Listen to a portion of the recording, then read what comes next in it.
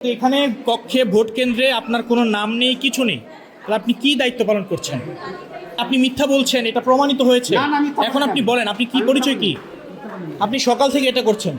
আপনি আমার কাছে আছে, আপনি স্পষ্ট বলেছেন যে ওনাকে আপনি আমি দায়িত্ব বলছি, দিয়েছেন, আমার কিন্তু এখন উনি বলছে আপনার কোনো না। ডকুমেন্টস নাই এবং কোনো লেখা নাই। আপনি যে মেইন এজেন্ট সেটিও উল্লেখ নাই।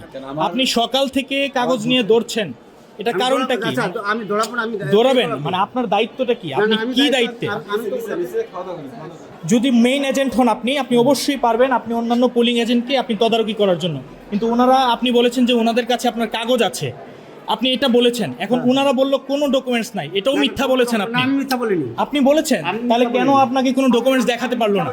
এবং আপনি কোনো দায়িত্বে নেই এখানে। এখানে কক্ষে ভোট কেন্দ্রে আপনার কোনো নাম নেই, কিছু নেই, তাহলে আপনি কি দায়িত্ব পালন করছেন? এটাই তো বললেন। আপনি তো বললেন যে আপনি দায়িত্ব দেয়া, আপনি একটু বলেন।